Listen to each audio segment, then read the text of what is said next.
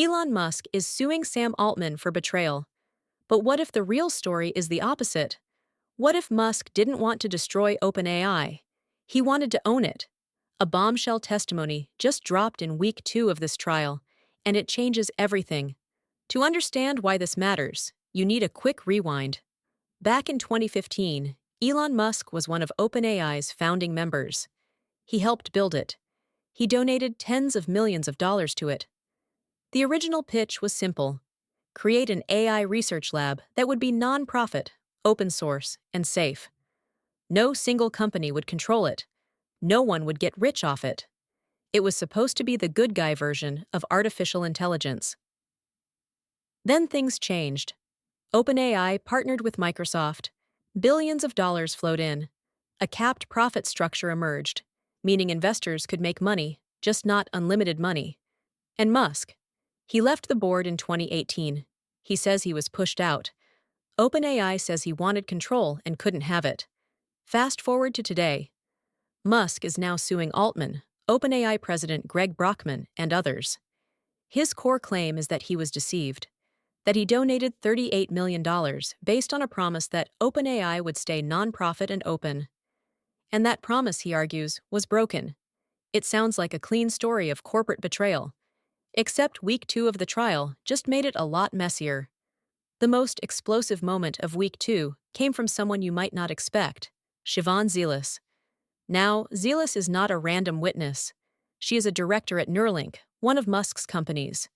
She's a close confidant. She has twins with Musk. If anyone is in his corner, it's her. And yet, under testimony, she revealed something that completely flips the script on Musk's narrative. According to Zilis, Elon Musk actively tried to recruit Sam Altman away from OpenAI to come work for him. Not fire him, not expose him, recruit him. Let that sink in.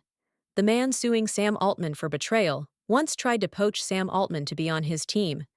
This is critical because Musk's entire lawsuit rests on the idea that Altman is the villain, that Altman lured him in with promises and then broke them. But if Musk was simultaneously trying to bring Altman into his own orbit, to work for him, alongside him, that suggests something very different. It suggests Musk respected Altman, maybe even wanted him. And it raises an uncomfortable question. Was this lawsuit born from betrayal or from a failed power grab? OpenAI's legal team pounced on this. Their argument in week 2 sharpened considerably. They are now directly challenging Musk's stated motivations. Their position is essentially this: Musk didn't leave OpenAI because of principle. He left because he wanted control of the organization, was denied it, and is now using the courts to relitigate that loss. To support that, OpenAI's lawyers pointed to internal communications, emails and messages suggesting Musk pushed to merge OpenAI with his other ventures, specifically Tesla. And when that didn't happen, the relationship soured. There are also suggestions that Musk wanted to be CEO of OpenAI outright, not a board member, not a donor, the person in charge. Now, Musk's team disputes this framing entirely. They argue the emails are being taken out of context, that Musk's proposals were about protecting OpenAI, not controlling it, and that the real issue is still the same. He gave $38 million on the basis of specific promises. Those promises were broken, and he deserves accountability. The $38 million figure itself is interesting. That's not a rounding error. But it's also not enormous in the context of what OpenAI became. The company is now valued at over $80 billion. Microsoft alone poured in $13 billion. So the question the jury has to wrestle with is whether Musk's donations created a binding commitment, or whether they were the cost of admission to something he ultimately wanted for himself. There are 2 very different ways to read this trial, and serious people land on both sides. The first reading is sympathetic to Musk, and it goes like this. The non-profit structure of OpenAI was a genuine promise made to donors and to the public. When OpenAI transitioned toward a profit model and locked arms with Microsoft, it violated the spirit of that founding agreement. Musk may be a complicated figure, but that doesn't make him wrong. Holding powerful institutions accountable to their stated missions matters, especially in AI, where the stakes are civilizational.